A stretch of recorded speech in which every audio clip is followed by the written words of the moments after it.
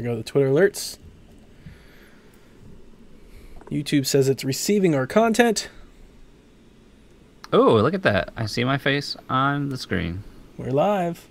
Welcome. It's time to level up, get equipped, because the Nintendo Shack is back. Episode 3, saddle up. It's going to be a fun ride. I am Jason Lacey. With me is my partner in crime, my cohort, the rush to my Mega Man, Donnie Reese. Can you hear me? I can hear you. I almost dropped my microphone. I said your microphone is falling down, sir. Greetings, Kooblings. What's going on this evening? Oh man, this is like the best Thursday going into a Friday that I can remember. We have Mario Odyssey releasing tomorrow. We have Wolfenstein 2 releasing tomorrow. Stranger Things releasing tomorrow. There's so much going on right now. And then I don't remember when does Assassin's Creed that releases tomorrow. There's so much. That's tomorrow too. This is like the best Friday ever. Did you finish your Stranger Things rewatch? We did. That's why we're late tonight, because I finished the Stranger Things rewatch. So we crunched in the last 2 episodes. We're ready to go for tomorrow. I can't wait. We were going to do that. We were going to rewatch it, and we tried for like 4 episodes, and I don't think I'm going to finish it. I was just like, I thought I would need to rewatch it, and then I started rewatching, and I was like, it's still so fresh. Like, all of it's still so fresh. I still remember, all like the nuance and stuff. I was like, I think I'm good. Hopefully the new season does like a quick recap in. Yeah, so. I think you'll be fine. Yeah. I think you'll be absolutely fine. So, again, thank you for joining the Nintendo Shack, part of the Play Some Video Games podcast network now, we can say that. And we got, tonight we're going to cover, well, first of all, Donnie's going to give us a little review, Fire Emblem Warriors, which he tore through this past week. And then we've got a fun little way we're going to generate a top 5 Mario games list for you live on the air. It's going to be fun. And then you can get all mad in the comments and tell us how wrong we are. And it'll be a great time. And then we'll see how that fares out with time. We'll try to cover a little bit of the news from this week, but that's going to be our least priority. So we can't delay. We've got too much going on. Donnie, you've been psyched about this game for so long. You could not wait for last week.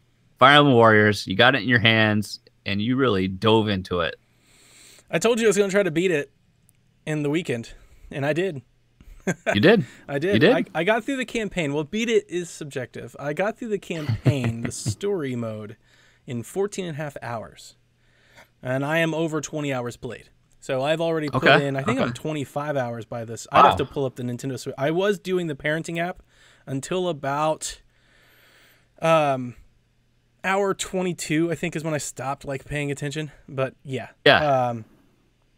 Yeah, I love it. That's impressive. That's impressive. The fun part about it is Thursday, and I haven't played a game since I played Fire Emblem hard. I've played a little bit of Fire Emblem while we were watching wrestling and stuff, but I have not had a whole lot of time playing. I have not had a whole lot of time to play video games since this weekend. So I'm actually quite thankful that I had an open weekend. That's not common for me. The wife was away. I just had the kids by myself, so there was just a lot of start playing games at 9 in the morning until 2, and start playing games at 6 in the evening until midnight, and I crushed it. The stars aligned in your favor. Oh, and I'm so happy because now the decks are somewhat cleared. I'm not going to be done playing it, but the decks are somewhat cleared for Super Mario Odyssey that comes out tomorrow. But to kick off this review proper, just to give you my general overthought of the game, I love it. I love it and I adore it. But I want to preface this that I do feel like I have to set aside some of my Fire Emblem fanboyism to critique the game accurately and fairly. But no, I absolutely adored it. I was a huge fan of Hyrule Warriors, and I really enjoyed that game. So when they said that they were going to bring the same formula to the Fire Emblem series, I was like, this is a match made in heaven. Primarily because 2 reasons. Fire Emblem is a combat series, so you have soldiers to play with. That's something Hyrule didn't have. They kind of made it work, with Darunia and stuff like that. But really, Link's the only soldier. You could run around with Midna and hit folks and whatnot, but Link is the soldier who wields a sword. Fire Emblem's got hundreds of those people. That's why so many people are so upset that their favorite character, like Ike, isn't in the game, because they've got so many to choose from.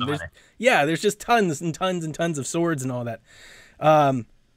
Plus, with the battling mechanics that Fire Emblem has always had, primarily like the triangle and the strategy, I was like, this is perfect for this style of game. I was so excited. How do you want me to do this? Because I go one of two ways. I can tell you everything I liked about it, or I can tell you everything I didn't like about it. Which one do you hear first? I think we need to start. Let's start from the ground and we'll build it up. Okay. All right. So let's talk about what you didn't like with the game. But I do have a question first, since I would be coming in with very limited Fire Emblem experience. I've never played a Fire Emblem proper. I have played the mobile game, so at least I'm familiar. I have some familiarity with the series just from being in the Nintendo world, so to speak, as long as I have been. So I am somewhat familiar with Fire Emblem and the concepts and everything like that. And by playing the mobile game, I have a somewhat brief introduction to the series. Could I jump into Warriors with having no past experience with Fire Emblem and understand what's going on and have an enjoyable experience? Yes, you could jump in and have an enjoyable experience. That's actually kind of one of my cons with the game. The nods that they give to Fire Emblem, at least narratively, if you don't have any experience with Fire Emblem, you're going to miss them. You're just going to take them in stride. You're not going to know, right? Like you're not going to understand. Like that extra level of meaning that I think I may have gotten from some of it, the non-Fire Emblem fans are not going to get. That said, the story is so basic that absolutely you can jump in, play it, have never played the series before, start learning some of the characters' names. You won't understand like the groups or where they come from or anything, but you'll start to understand who they are. And yes. In short answer, yes. Okay. The story is a train wreck. That's my number one con with the game. So there's two parts to this. First part is it's a Dynasty Warriors game, so the story really shouldn't matter all that much. Like that's not really why people play these types of games. That said, because I've said it on the PSVG podcast many times, the thing that I was most excited about for this game was that I wanted folks maybe like yourself, somebody that gave it a try, to go, oh, maybe I like Fire Emblem and I'm going to go play other Fire Emblem games. Right. It's this a good, game's story doesn't do anything for that. And that's like a huge missed opportunity. It's just the story is very basic. Since this is a review, I'll sum it up succinctly. More or less what happens is you star as Rowan and Liana. And they're brother and sister. They're the ones from the trailer.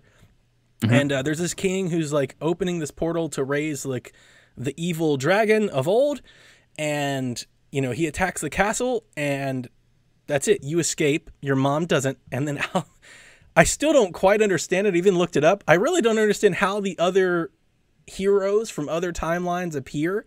Like they kind of nod to it. Like some of them are like, we found ourselves here. Like we were just here. And it's like, that doesn't make any sense. Yeah. And like, they don't show them like walking out of like timeline portals or anything like that.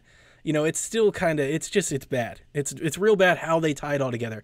That said, Kevin warned us that it was going to be bad, and I agreed. You've got all these characters from all these different games, different timelines. Like, you can't put them all in the same game without it making no sense. Right. It's just going to get mashed up in a confusing ball of fan service. Pretty much. Hyrule Warriors, I think, had a bit of an advantage in doing this because Zelda has timelines of different histories as a part of the game.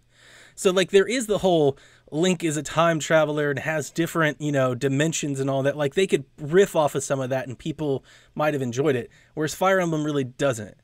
So, in a lot of ways, that doesn't make any sense. That said, even the story that they present once you get past the why is everybody here, even then it doesn't make any sense because it's, the campaign story is generic. It's just bland. It's just basic. Right? Yeah. There is no, like, you don't start the game going, here's the evil guy that we're all going to unite against to fight. That's not it. Basically, you start the game and, like, you run into, like, Crumb, and Crumb's like, who are you? And you might be a bad guy. And he's like, but I'm not. It's like, prove yourself in battle. and then you battle Crom and his folks, and then they join your team, and then you kind of do that 10 more times to build a team, and then you start encountering some bad guys, and then it's like that third act, really, you're like, oh, here are the bad guys, and here's the evil thing, and then you start to like feel like you're on a quest, but up until that point, you really don't. That said, that's my biggest con with the game.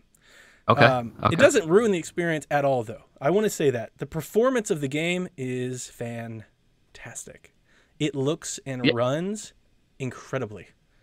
Yeah, I had the luxury of some downtime so I could watch, the openings of your streaming sessions there, and it looked like it was running frame rate wise smooth. I mean, what I liked, the big notice, I mean, I don't feel it's fair to really compare this to Hyrule Warriors so much, because the Wii U and the Switch are very different in architecture and performance, but the environments just feel a little more alive, just because the draw distance is limited, so I don't feel like you have that weird pop in, and I feel like you have with Hyrule, you'd have this clump of enemies, and then it seemed like emptiness. Yeah. While this definitely expands about that. I have to acknowledge chat real quick. We had Caroline stopping in, who has invited herself on next week for Odyssey Talk. She just invited herself in? She just did. She pulled a Nathan. And Mr. Bobby Paul stopped in. He says, Donnie, stop the madness. Fire Emblem Warriors is the best. Camilla! Oh, dude, Camilla, no, you have no idea. If you watch my streams, like, Tyler's like, this is inappropriate. You should explicit this. No, I love Camilla. And Bobby, I love the game. I do. If you missed the beginning when I said that, I love the game. We're just going through pros and cons. But yeah, jumping back in, the performance, the art direction is great. It's very colorful. I love, it's almost like it's like cel shaded, like that, like a Gravity Rush. Yeah. It's great. It looks like you're moving like an anime. It's almost like a Persona game. But everything is like super fast, super polished. I didn't run into any of the massive frame drops or, like you said, pop-ins. Even the textures are pretty good. They're not like they're not like the most amazing textures. They're not Uncharted textures, but you're not expecting that. But they're better than Hyrule Warriors. This game looks and performs and runs better than Hyrule Warriors. Oh yeah, I would say, like, just from my impression, I think the standard gameplay of this is what Hyrule Warriors, like, cutscenes. What almost look like. What, and you ran in? Did you run in performance mode the whole time, or did you run in quality? I can't remember the quality. Yeah, I ran in quality. I will say I played 80% of this game on TV. Okay. I did play some handheld, primarily the history mode, which is my favorite, and we'll come back to that. But the campaign I played, because it was over the weekend, I was home. So usually when I'm sitting at home and playing a game, I'm not playing on the Switch unless, the kids and I are being preoccupied. So I played, and plus it's such a beautiful game. And you know me, I'm such a Fire Emblem fan. I just wanted to see it like on the biggest screen I could possibly see it and take it all in. And I had like the surround sound up. I mean, I was definitely enjoying my time. Gameplay wise, it's a huge improvement over Hyrule Warriors, because it in this regard, it does the series justice. The gameplay really ropes in what it feels like to play a Fire Emblem game. Before you start the battle, you're presented with the map. You see the forts, you see the enemies, you see the locations. You have the ability to set your own team, which is great. It's not like Hyrule Warriors, where you're more or less, for most of those maps, you were more or less assigned a character. Like, you have to play this one through Link, you have to play this one through Sheik, at least through the story campaign. This one you can swap at everybody. Actually, in one of my first streams, I was playing as Rowan, who's the male twin, and I just didn't like his voice acting. I was just like, it's like really cheesy, and he's like, I'm gonna be the best, and I was like, I really hope I don't have to play with this guy. And like on the second map, I just swapped him out, and I was like, this is great. I can pick my favorite Fire Emblem players. Corrin is my favorite. I'm a Corrin fan. Female Corrin, the best Corrin, the only Corrin, and I played through like a ninja out there too. I played flipping around. The majority of the game is Corrin. Like, once I got to her, and she doesn't come along until we're about halfway through, but I played the majority of the story. My Corrin is level 53 right now, and I think 99 is a max. So I mean, I leveled her up quite a bit. I've got 250 characters and 540 characters. So I mean, I've been doing some work. But back to the gameplay, the strategy is great because you can pick your own characters, and they all have, as you said, the weapons triangle. So swords beat axes, axes beat lances, and lances beat swords. And you can set up advantages and disadvantages across the map with different things. So if you've got a bunch of, and like archers are like great against flying enemies, that type of stuff. And as you set up your party, you can see on the map, where their weaknesses and strengths are, and you can direct them towards their strengths and away from their weaknesses. You can also set Okay. them to, attack by default or defend by default. I didn't really like either one of those. That was actually one of my faults with the game. If you set characters that you're not controlling to attack, they almost appear suicidal. They just run off and to the weirdest places and just start attacking. I had Camilla, for example, set to attack mode, and she'd just go try to fight an archer and die in one hit, which is terrible. I did not play with permadeath on. I've never played a Fire Emblem game like that. I know people always say that you should, and I just don't. I don't like living under that type of stress. So Yeah. and then the defend mode, they just don't attack anybody. So it was a lot of switching. It's a lot of switching characters. You'll pick your 4, and then a lot of maps you'll get 4 or 5 others that you don't control. So you pick the 4 that you want. You kind of set them up strategically around the map, and then you then you swap between them during the battle to take out advances or enemy forts or big enemy bosses during the map.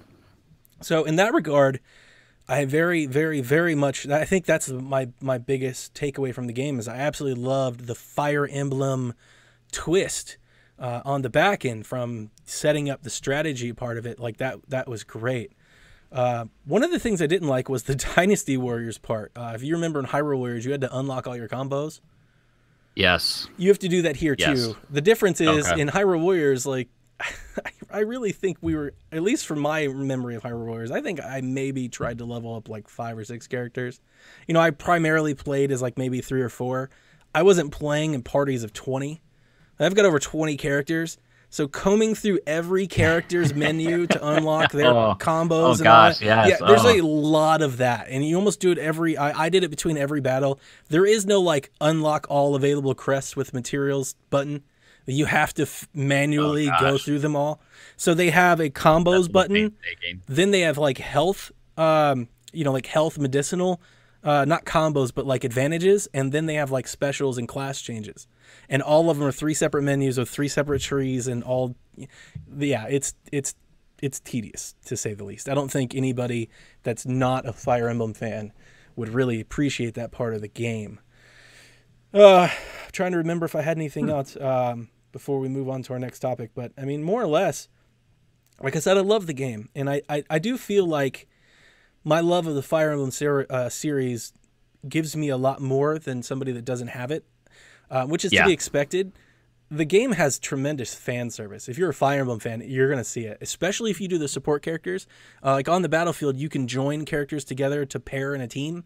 And when you do that, they have a support ranking that you can level up.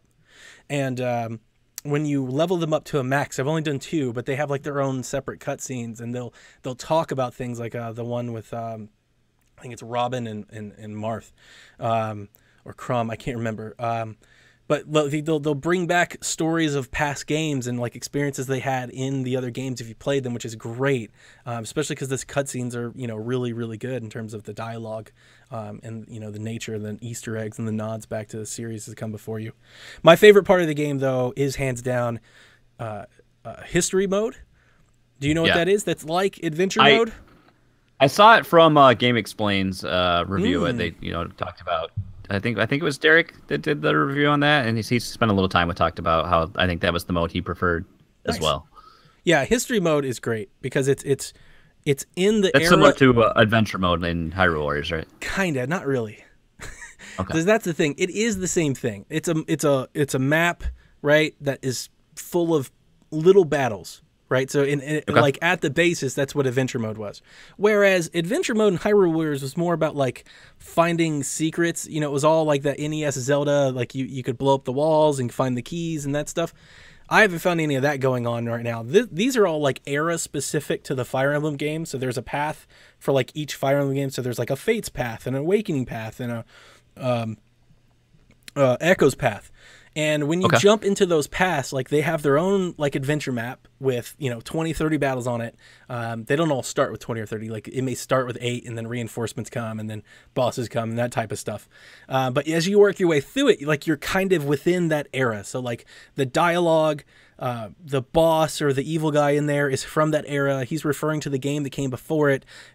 I've been playing with characters in that game just to make it kind of thematically make sense. And it's like, if you're a Fire Emblem fan, you've ever played a Fire Emblem game, you're going to get a lot of that, because it almost feels like an action-oriented Fire Emblem game. You're like, man, I'm playing Fire Emblem Awakening with all these characters in the same storyline, but in Dynasty Warriors, you know, button mash them up, you know, awesome. So that's my favorite part. And then the one thing that I said on our stream to Tyler, it took me a while. I think I was maybe hour 3 or 4. At one point, I just had to pause the game because Tyler was talking to me, and I was like, dude, I'm controlling a Pegasus Knight. You know, it's not this turn-based thing, you know, that Fire Emblem is, where you pick your attack and they pick theirs, and you see the little sprites, you know, bounce off each other and, you know, clash swords go on. Like, I'm controlling a Pegasus Knight in real time. I'm flying across caverns. My horse is like punching people with its hooves. I mean, it took a minute for that to dawn on me. Oh, and dude, like I said, I'm such a Corrin fan.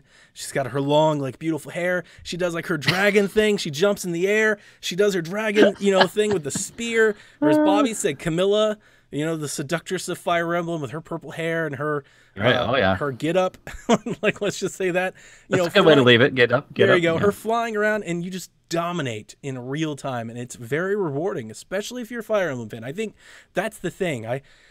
There's such a big part of me that wants to score this game crazy high, because as a Fire Emblem fan, I enjoyed it that much. And then the other side of me is, as a reviewer who's reviewing the game properly, I know that I can't let that type of bias sway me. Yeah. So with that said, I feel like that's a pretty good summary of my thoughts on the game, so we can begin to move on. I do want to give it a final score, and I want to give it a final score of 85. 85. I really want to tell you it's like a 95, but I'm gonna there are some cons here. You know, the menu optimization is poor, the story is atrocious, but the flavor, how it does the series of Fire Emblem, like the brand, justice in a whole separate light, I really find impressive, and as a fan, I appreciate. And then that history mode, I've only done 2 paths, and I think there's 5 total. And you're talking about in a path, I'm telling you, it's 20 or 30 battles. There's a lot of game here. Like, I'm going to be playing this game for a long time, and then the Dynasty Warriors part is just, it's never going to win Game of the Year because we've been playing them for 30 years, but it's still as good as, it's still good today as it was 10 years ago to run around a map and just dominate thousands of foes, man. It's fantastic. Yeah, gives you a feeling of being a hero and having epic power to your opponents. Is there DLC? Yeah, for this there is, and I bought the season pass. You know, Caroline and me both were like, we're buying it, because we bought the Hyrule Warriors DLC pass, and the Hyrule Warriors DLC pass just kept giving. This one has three drops. 3 waves. I think you're gonna make me look it up now, because I feel like I'm gonna do disservice. Because you get 3 characters with each wave, so there's 9 more characters coming. I think each of them come with a history map, I think. And then one other thing that I wanted to say is, you might remember, because you beat Hyrule Warriors, right? You know, oddly enough, I didn't. My brother let me borrow it for the Wii U, and I think I only played until like the 2nd map, because I just got caught up with other games coming around, and then like I just didn't play the Wii U that much because of the setup, you know. And because I had it hooked up to my upstairs TV, and I don't always have access to that television. So okay, if I would have had the setup I had now, it'd be a little different, because I have the 2nd TV. I got the man cave thing going. But yeah, I only very limited played Hyrule Warriors. I toyed with getting it on the 3DS, but never did. So with that, knowing that, I can say this extra: the maps aren't just take all the forts, beat the boss. Like, the maps offer more challenge than that. There are times where, like, one of the maps I really enjoyed, spoilers, there's 2 sides to the map, more or less. There's the right and the left side, the east and the west wing, and you have to control forts on both of them, like, at the same time. Like, if you take all of the left, you'll lose. If you take all of the right, you'll lose. Like, you have to kind of 50-50 it all the way down. So you have to split up, and you have to be, like, engaging on both sides of the map at the same time. And one can't overtake the other. And there's a lot of things like that. Like, you'll be attacked on multiple sides. That's why I'm saying, like, you have to switch characters. I heard on Board with Video Games, you know, like, some of our guys were like, I don't want to switch characters. Well, like, that's common for Fire Emblem. You know, in Fire Emblem, like you have to command and direct characters. In a Dynasty Warriors game, I expected you'd have to play because you have to wage war on multiple fronts, and that's not even just something standard for Fire Emblem. It's something standard for Warriors games. In Hyrule Warriors, I remember beating that game. One of the boss fights, I think it was when Zelda was possessed. You had to fight Zelda on multiple fronts because she would, I think if I remember correctly, teleport, or maybe there was another person, but you had to fight multiple enemies at one time. And if you were just running back and forth across the map, you probably weren't going to win unless you were just like really OP. So like it's pretty common for the series. So I wouldn't knock the game for having to do that. And as a Fire Emblem fan, I really enjoyed that they made me mix it up with all of my different party members. And that leveling experience, I got way into. As I said, I got 250 characters. I got multiple 40 characters. I like trying to keep them all together. And then, the history mode that I forgot to mention is that you get ranked. So there's also some replay value there. There's S ranks, F through A, and then you get your great S rank. So if you play the history map, maybe you didn't finish it, like maybe you just took a super OP character in and you didn't play it as well as you could have. There's still rankings. So there's even some replay value there with that. That DLC pack, there's 3 packs, December, February, March. Each pack you get 3 new characters, 3 new history maps, new weapons costumes, and new support conversations with each one. So, and that was, okay. I don't know what I paid for. I didn't even care. I think it was $20, but I'm not going to lie to you. Like I was like DLC pass. Yes. Shut up and take my money. So there you go. 85. I loved it. I really, awesome. Really do. All right. Hey, 85. That's still a good game. Especially when it appeals to you. I mean, that's all that matters. So I'm glad it lived up to your expectations, and I'm glad you're having fun with it, and I'm glad there's a lot of content for you to chew through. How you're going to decide how you do that with all these other things coming out right now that want your attention? I applaud you. I'll say the best recommendation I can say is that just like Hyrule Warriors, dude, I want a sequel. I want a sequel to both of these games. I want Hyrule Warriors to come to Switch. I want a sequel to Hyrule Warriors. I want a sequel to Fire Emblem Warriors. Like, I have really come to realize I really like this game. It's almost like soothing and fun to do, so I can enjoy the loop. But then all the fan service that go on there, plus all of the the music is great. They guitar riff Fire Emblem just like they did for Hyrule Warriors. Hey, and you know what? The best recommendation you can say. I actually had a girlfriend tell me, not a girl, I'm married, not a girlfriend, but I had a friend of mine tell me that John Mayer loves Fire Emblem Warriors. So there you go. She was like, hey, are you playing that Fire Emblem game?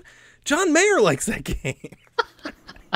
So apparently he said something in one of his vlogs or something, and she knew Fire Emblem because of me, and so she wanted to let me know. So there you go. It's John Mayer approved. John Mayer approved. All right. Well, Eric Green has joined the chat. Nice to have you here, Eric. Ooh, hey, Eric. Let's move on to our Mario discussion. So Donnie and I are going to put our Nintendo Shack powers together. We are going to formulate a top 5 Mario list here, and we're gonna do this a little differently. So we each are going to throw out a game onto the list, and with each game we can either choose to position it at we can either swap it with another game, or we can put it at a certain position on the list, and then at the end we'll have a veto here too. So we're going to try to end up with the top 5. My description here really probably doesn't make sense, but as we get going into it, I think you'll be able to follow along. So here's the question.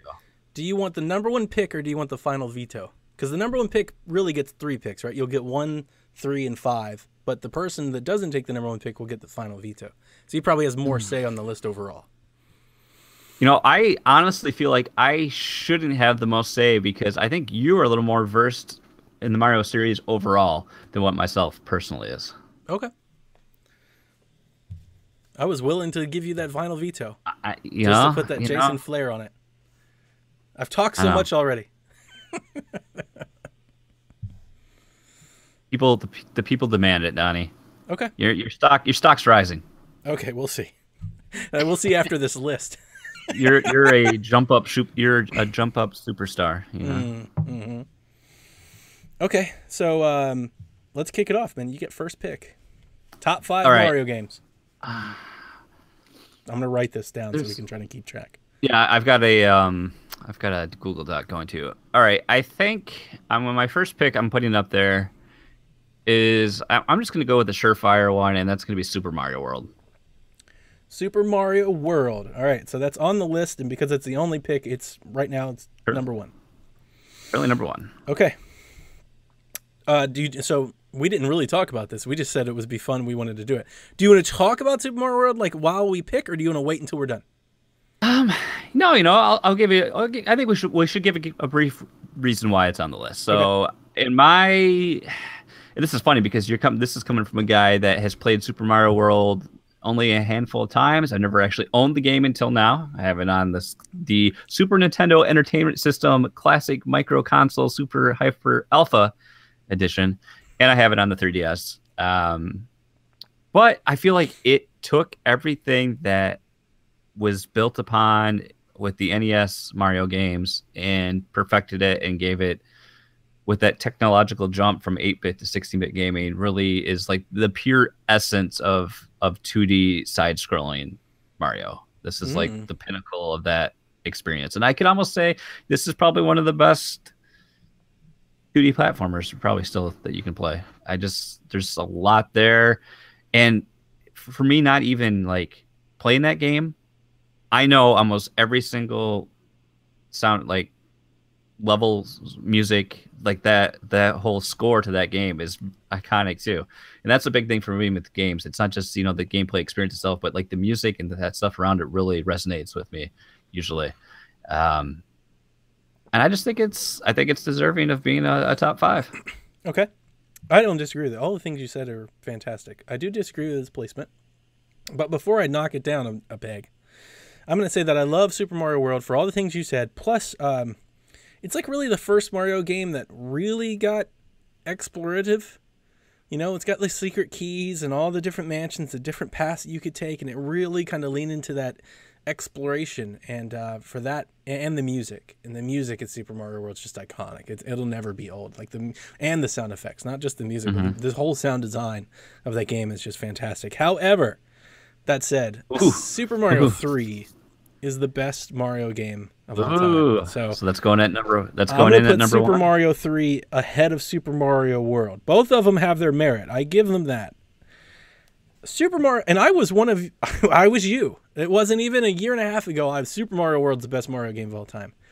And then I started playing Super Mario 3 on my 3DS, and I took on this endeavor that I never had done in my entire life. I said, you know what? No warp whistles. No finding stuff, no chess. I'm going to beat this game start to finish every single level. And I did, and I had a whole newfound appreciation for this game. The gameplay in Super Mario 3 is perfect.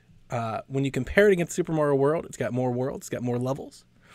The music in Super Mario 3 is just as iconic. That's good. Dude, Tanuki suit. Tanuki suit. It's frog suit. It's so good. It's just hammer suit. Yeah. So I think Super Mario 3, for all that it did and for all of the inspiration that Super Mario World pulls from Super Mario 3, but even then, Super Mario 3 is like gameplay. It's all about making the best Mario game. Where Super Mario World, great graphics, sound, all that, but it's a little shorter. But it's also, it's more like it's more like story focused. It's got all these different paths and explorative and stuff. It's like it's a little less emphasis on the gameplay and a little more emphasis on the experience. And for that reason, I give Super Mario World or Super Mario 3 the nod over Super Mario World. You are Eric's best friend now, too, by the way, because that was. I'm not watching the chat, so thank you, Eric. Yeah, I appreciate it. I'm doing my best to keep on top of it. Kyle's no longer a fan at some point of us either. I don't know. I don't. Maybe my Fire Emblem. I missed the. I'm sorry, Kyle. I love you. Love that. That could be what it is. That's probably it just doesn't. I can't really argue against any of that either because I don't remember when I got Mario 3. I had to have been. I remember being caught up in the marketing as a kid. I remember that commercial when all the kids are like Mario, and then it zooms out and it's Mario's face. I remember all that. I remember having it. I remember playing the bejesus out of it. I remember using Game Genie on it. I think I did beat it legitimately, and that was just a great time to be a gamer because you had Nintendo Power, but so much stuff spread by word of mouth, like, oh, if you stand on this block and hold down, you'll drop into the scenery and you can get the warp whistle. And plus, let's face it, the real reason you put this at number 1 is because of the wizard, right? I mean, the best movie to grace the silver screen. That's not the reason, but sure, I'll take that in the pro. Yeah. I'll take that in the pro category. All right, so you got next Kyle was pick. referring to John Mayer. Oh, I honestly kind of agree with him. I just thought it was interesting. My Fire Emblem fandom was so known that an old acquaintance was like, "Hey, you like Fire Emblem, right? So does this other dude." And I was like, "Okay." It was a weird fact. Probably hadn't talked to her in like a year, and she thought enough about his statement to come say hi. So, do I let 2D games take the top 2? See, this is the interesting part because I feel like fans after this episode are not going. I find myself 2D biased when it comes to Mario. Yeah. I think this is funny because this is one of the ones I haven't really played that much, but I do recognize its importance and its significance. So I think I have to go Super Mario 64.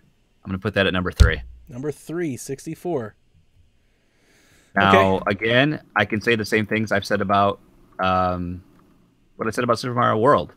64 took what was always a 2D experience, and now all of a sudden we're in the 3D. We're exploring it. You instead of going from interchangeable world to interchangeable world, now we had a hub zone, and you can run around and explore, and then jump into these paintings and go into this whole themed area. It just kind of changed everything we knew about Mario, and really it set the path for 3D platformers to follow.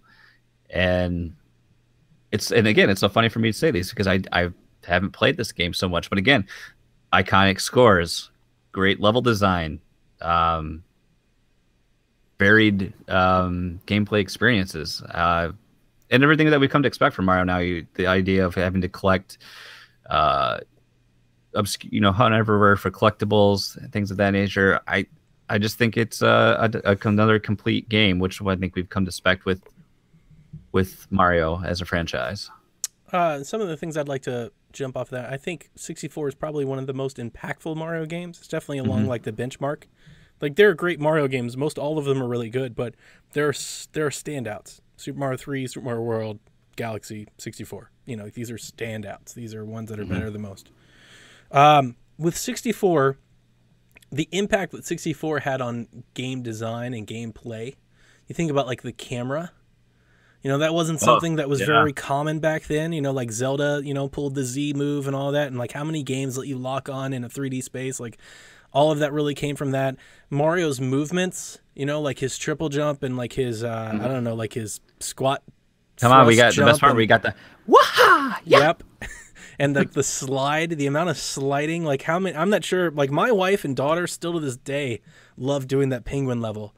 Like they just, the race down the, And then, I think the design of hiding all the levels behind paintings on the wall was both ingenious because it made sense, but it's also something that's been sampled in a ton of games. Imagine how many other games you've either jumped into a painting or like you had to mess with paintings like in that way where like they represented a door.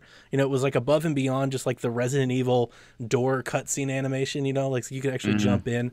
And then 64. One of the things I love about 64 is how the levels changed after you replayed it. So like you weren't just replaying it to get another star, but like you'd play one level, get the star, and then you'd come back and there'd be new enemies or like new blocks or new floating platforms. So it changed. So even though you were replaying a lot of the levels 5 times to get, all the stars, none of them were like playing the same level twice. There was a boss battle and then there was another one, and like maybe you had to race, Koopa Troopa. Like it was very, very varied, especially at the time, especially then. So I can't argue with Super Mario 64. I really, really can't. It's one of the few games that I really, really wish that they'd touch it up. Because the only thing that hold that game back at all are those polygonal graphics, but we still have it on 64, and I still enjoy playing it. Like I appreciate for what it was then, but some 64 games are really hard to play. That one's really not. You can still play that one today and enjoy it. Yeah. See, I agree too, because I think the 2D games definitely hold up much easier than those early polygonal things. So like I don't know if I could go like maybe I could play it on because they had the remake on 3DS as well, didn't it? So not 3DS, it was DS.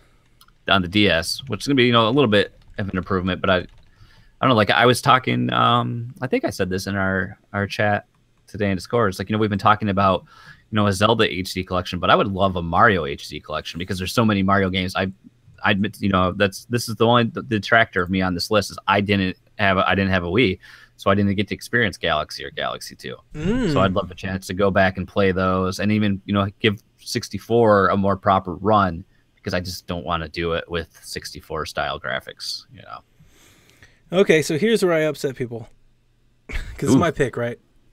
Yeah, it's your pick. I feel like everybody's waiting for the Galaxy nod, and I feel a little bad because I've played them and you haven't, so it's going to be a little. This list is now like biased more so towards me than it should be. Yeah, but here's the thing: even though I haven't played it, I recognize that I'm going to go with popular opinion and recognize that Galaxy is a pretty top-notch game.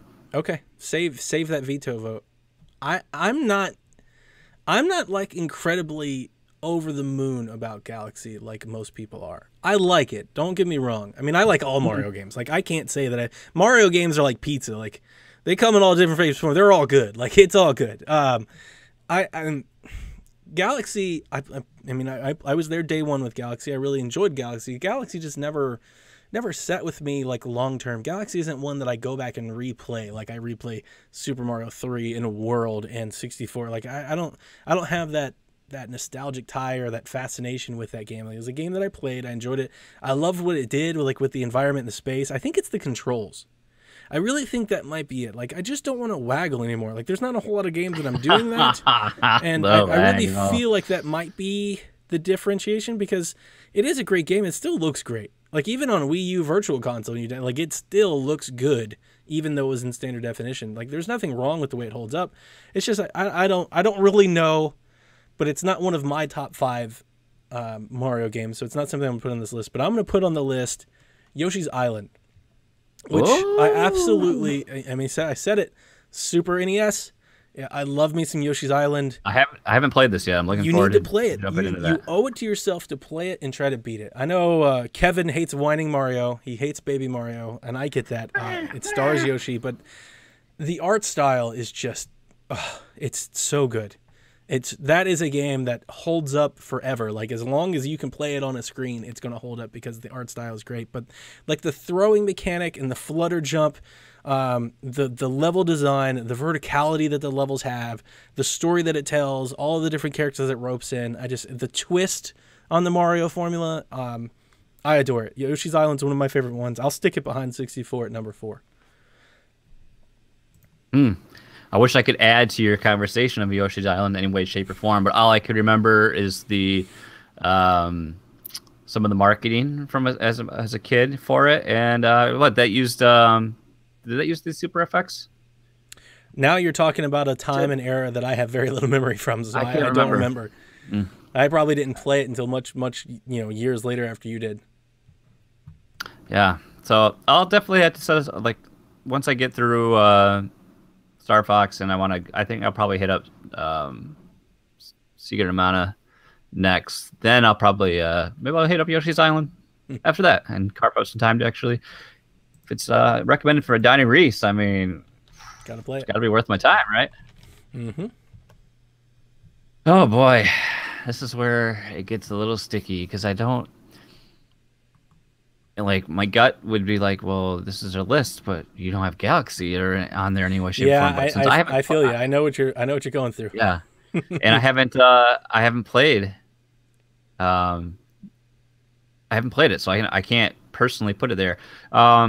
We are doing the mainline games, Eric. So we're not going to branch off into we're not going to count Mario Kart or no. This is like Mario Maker. Games. We're just going to do just the Mario proper. So I have to because it's funny how so much after the fact this game is still stuck with me because when I was playing it, it didn't feel that way. But I gotta go. Then at number 5 is I'm gonna leave it at number 5. It's gonna be Sunshine. Okay. Just because that is still While I did enjoy 3D World, and that was the next Mario game I played after Sunshine, that is still one of my favorite. I mean, this is based on our opinion. That is one of my favorite Mario games. I love the soundtrack. I love Isle Delfino as a setting. I love Flood as a game mechanic with what he added to it. Not so much the always cleaning stuff up, but I loved like the jetpack feature and having to use that and trying to run around and catch the shine sprites. Oh my gosh, the secret level theme music. Oh my gosh, so good. Oh, I really it's really enjoyed so much about that game, and that was still like I was playing that. I got the GameCube strictly for Melee, and then Sunshine was like this like surprise that I didn't expect to love that I did is like so much, and I played a ton of it. That's like my vacation game for the longest time when I was younger. It was like when it was winter out and it was gloomy and just I was like, oh, I want to go to a nice tropical island, and Isle Delfino was that perfect backdrop. So okay, but number 5, I got it. I'm gonna knock it with my first veto. Ooh, Love Sunshine. right. I can't say that I like really enjoyed the flood mechanic. It was neat, but it's something I was like, I don't really want to. This is not like what I wanted to do with a Mario game. Definitely respect and love how far off the beaten path they went with Sunshine. Yeah, it's prime for a remake. I really thought we were going to get one when they did Wind Waker. I thought we were going to get like a slew of GameCube remakes because some of those games really deserve it. Because Sunshine it's different. It's a different experience. Like a port of a Sunshine game would almost feel like a brand new Mario game, right? So if they did Odyssey this year and came back next year with a port of Sunshine, like that'd be amazing. Like we'd all be super excited because it would feel like a brand new one's coming. Because even though it's an old game, it's so old, that it would feel new to a lot of people. But like the updating it, like that, the style that Sunshine had. Like Wind Waker is just prime for HD remake. Like it'll be so pretty if they crispen it up a bit. Oh yeah. I'm gonna use my veto, and I'm gonna go back to the GameCube, and I'm gonna bump you for 1,000 Year Door. I'm gonna go Paper Mario 1,000 Year Door at number 5. I mean, honestly, the only reason I give it the nod, I think it's a better game. Visually, 1,000 Year Door visually might be my favorite Mario game. The game is just. Oh, it's beautiful to look at even today. Like if you have a GameCube and pull it out, if you even look up a screenshot, you'll understand real quick. Like the game is just beautiful, and then it's got all the Mario stuff. I remember playing, what was it, the Bowser boss fight where it's like all 2D, but it's all paper mache, and we see how much a legacy that art design and style have played into other games, like Paper Mario, Tearaway, Little Big Planet, like all that stuff kind of feels like it comes from that Paper Mario tree. And 1,000 Year Door is just great. Great story, great design, great Mario game. All of it's there. Like, there are really no flaws. That's why it's so sought after. The last time I had a copy of the game, I think I sold it for like $85, like used, like 10 years later. Like, people love that game, and I understand why. It's really, really good. I want to call it underappreciated because I don't feel like when people talk about their favorite games, it's one that comes up all the time. But I think it's just because the list is so good. Like there's so many options to choose from. It's easy to look over. Plus the GameCube, didn't get a whole lot of run. It's not like Galaxy. Galaxy's on a console that sold 120 million. Like the GameCube, sold like 25 million. So I think there's a little bit of that too. But I'll use my final veto. I'll bump Sunshine for Paper Mario 1,000 Year Door.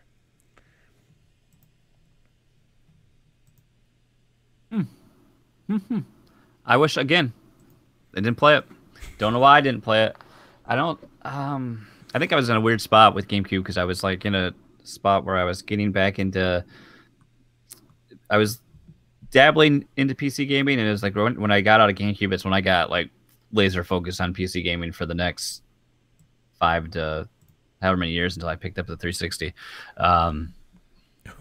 So I just pulled up the chat, and Eric Green says RPG's better than any of the Paper Mario games. Veto that, Jason. I told you I was gonna get it. He's also clamoring for Galaxy too.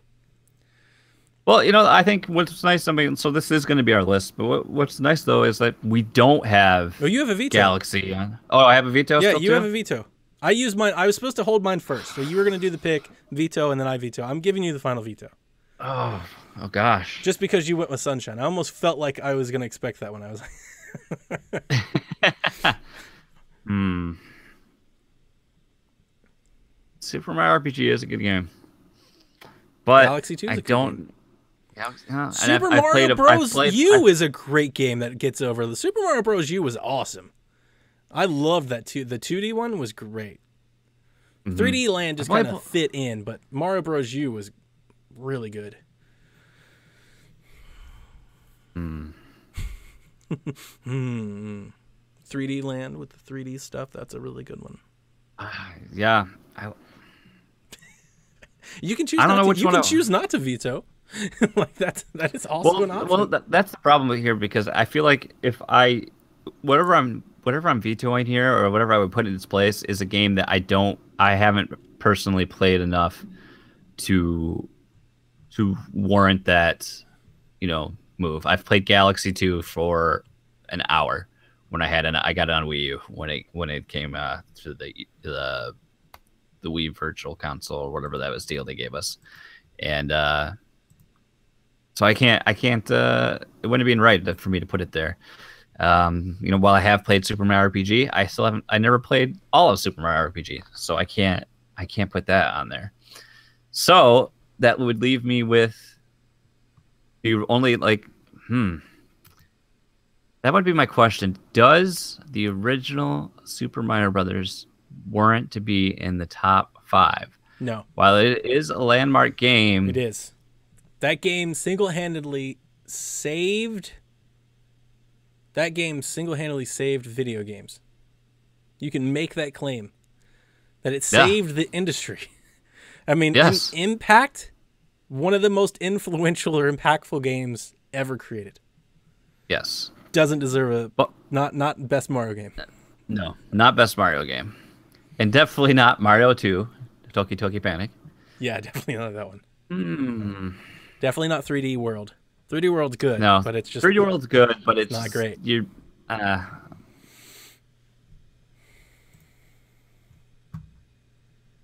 don't think I'm gonna use the veto. Okay, no veto. So our list is. I think I'm gonna let it ride because it just wouldn't be right for me to come in and to put a game that I haven't personally played enough. While that might give your perspective some more weight to the list, I'm gonna trust your judgment. Okay. So we go Super Mario 3. Plus, when it comes to the bottom line, Donnie's paying the bills. So, I mean, Super Mario 3, Super Mario World, 64, Yoshi's Island, and 1,000-Year Door. I really like that list. I respect it. Like I said, I knew when we started this, when we came up with the idea, that the bias is there. I think I tend to be more into the 2D Marios than the 3D Marios. Not that I don't love the 3D Marios. I do. But there's something about the 2D Marios that feels so Mario-ish that I get, those are the ones I replay. Like, I've beaten 64 a couple times, but I've beaten Sunshine once. I beat 3D World once. I beat Galaxy once. I beat Galaxy 2 once. I have beaten Mario RPG for one. That's one that I could have given you. If you had vetoed that one, I would agree with it. But I've beaten most of these games multiple times. I was playing Yoshi's Island last week. Like, these are games that I always play. So for me, that's just my personal bias, being influenced through the list here. I'm sure if we grabbed, 5 or 6 others, they'd have different lists. But I like it. I think it's a good list. And I think it's little unique. It's not the standard affair. Exactly. There's no sunshine. I mean, usually you always see Sunshine, you see Galaxies, you'll see, so it's nice that we don't have those there. Yep. So I agree. Well, I think I'm looking at time here. I don't think we're going to be able to get into the news. So I don't even want to start opening it up. I've got 53 minutes. You got 53? Okay. Okay. All right. We'll hit the news then. Well, I guess we'll talk about probably the most notable one. We had the Animal Crossing Direct that hit Tuesday evening. If you haven't, Donnie and I did a live stream reaction to it. You should go back, watch it. See us experiment with live streaming some more. Since then, well, what do we have? We have essentially a campsite building game. We have Animal Crossing. And I have downloaded it now. After I went back and it is out in Australia. It appears to be the test region for the game. And I've played it, Donnie. I've played a little bit of it, not as much as Kevin. So I can't tell you a whole lot about it. but let's just say it definitely feels like Animal Crossing. It captures what I love about it on the 3DS. The music's there, the experience is there, the charm is there, and the touch input for Animal Crossing is fantastic. I love being able to control the character, being able to pick up things. That's great. So I barely touched the crafting mechanic. So for those that haven't seen it, essentially you're thrust into the world of Animal Crossing, and you get to control a campsite. You're going to build this campsite and craft items that appear in the campsite to attract other townspeople to come visit your campsite, and essentially just goes from there. Now, where we have some of the pay, it is free to play. However, there are going to be pay mechanics or through the, what are they called? Tickets. What, I can't remember what the Leaf tickets, right? Leaf tickets. Thank you. With the usage of those, that you can speed up your crafting progression, or when Cyrus is actually building a piece of furniture, boom, it's done, instead of having to wait 10 minutes, instant gratification. I'm sure. I wonder if we'll actually see. I can't remember from the stream if we'll actually see like itemized, like monetized, like items themselves, where you can pay for an actual. I want this bench. Oh, $2. Sure, done. I'm expecting some of that. So Kevin's, we've been going back and forth in our Discord, playsomevideogames.com. Click on the Discord banner, you come chat with us and waste your time like we do. We've been going back and forth because, he's playing the Australian version. Eric asked, why does Australia get it before we do? That's because they typically they beta test apps in Australia. So like this is kind of like an early release in like a small market. Yeah. And then once it's ready, then they'll kind of push it out to the global world. But, Kevin's playing, he loves it. But he also loves Animal Crossing. He's also more of a mobile gamer than the rest of us. But also, the one thing that I've brought up multiple times. It has him and Caroline written all over it. They're going to jump into this so deep. I don't expect them to hit the ground with like their most, and this is going to be misleading, like their most shadiest of practices, right? Like they're going to dip a toe. Like they're going to give you a lot of the game. They're going to set the hook. Like, yeah, Animal Crossing is great. You can play the whole thing without leaf tickets. And it's going to be like, once they got you checking in every day for like a month or so, then maybe we start to see it, increase. Mm-hmm. I'm all for the game. I feel like maybe our stream or my comments in the Discord I love it. I think it's great. I'm just scared of it. Because I have that kind of compulsive nature. Once it gets its hooks into you. I would totally throw $2 at a game, every week, and then all of a sudden, I've done that with Rock Band. Like I looked up the other day, Rock Band. I've got like 50 downloaded songs. Those are $2 a piece. Oh, I downloaded. We used to have a Rock Band party, Lucas and I, a couple times a year. It was always for Halloween. Every time I'd go up beforehand, I'd go on the shop and be like, oh, music packs. Go, go, go. Oh, look, they have the entire Color in the Shape album by Foo Fighters. Do it. Yep. Yeah, and that's what I'm scared of. So, like, the moment, like, I'm going to be hesitant with that game because I'm going to be trying to just kind of shield my own tendencies. The other news story that I had was that Shin Megami Tensei 5 got revealed in Japan, which is... It's a Persona game. I think Persona is more exclusive too, right? It is Switch exclusive. I feel like Persona is the game. I mean, they're all Shin Megami games. Like Persona is a spin-off of the Shin Megami series. So I feel like the name Persona might resonate with people more in the West, especially Persona 5. Very similar game, JRPG, post-apocalyptic, like you battle usually like you battle like zombies and stuff. I played Shin Megami Tensei 4 on 3DS, but I didn't get to Apocalypse. I really wanted to. Apocalypse got great reviews, and I thought it was gonna be really good, and it was we just had so many games. Like Shin Megami is one of those games where, if I'm looking for a game, I'll give that one a try, but it's not like I can't sit here and claim that I'm a big Shin Megami fan, but the art style is really good and Switch exclusive, and if it hits a window that needs to be filled for me, I'll definitely get in because, as we mentioned, if Persona 5 was on Switch, man, I'd be playing Persona 5 because, I like the game, especially when I can play them portably, and this will scratch that itch. So it's a good get for Switch. It'd probably be something I would definitely just look over naturally, but with the power of the Switch and everything that I can do, it just makes that easier. A lot more digestible, I think, with RPGs on that platform. Before we sign off, Eric Green writes that Fire Emblem Heroes gave you a lot of orbs at launch, and then they just quit giving them out like candy pretty fast. Eric, you got to check those My Nintendo rewards, man. I got so many free orbs from popping in those coins. That's kind of what I'm hoping with Animal Crossing. I'm hoping when I Yeah. download that app that I can just get all my free stuff because I buy so many Nintendo games that all those coins will pay out well.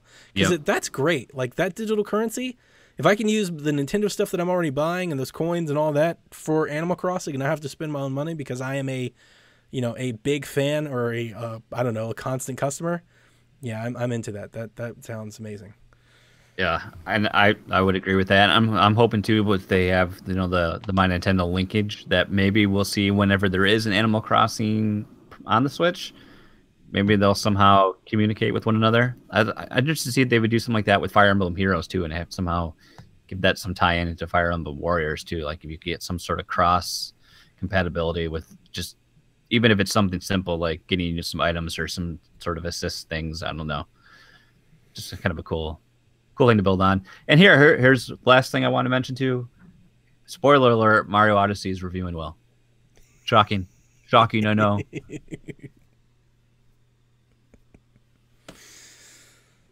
Well, I think that's going to do it for this episode of the Nintendo Shack. Thank you for those of you that are in the chat. Thank you for tuning in. We love that. Please check out everything that we have on the Play Some Video Games Podcast Network. We have a show every day for you. We can get PSVG every day. We still have awesome articles. Tyler has been killing it with some awesome editorials on the website, so I definitely encourage you to check those out. If you want to follow me, I'm on the Twitter at JWLacy. Donnie's over there with his playing Nintendo, doing all the things. We'll be talking a lot of Mario this week. All over our Discord. So if you want to join us there, go to playsomevideogames.com. There's a banner right there. Boom. Gets you right in our Discord. Love to have you there. Chat it up with us. And next week we'll be back talking some Mario Odyssey. So you want to tune in then. So remember, boys and girls, never stop gaming.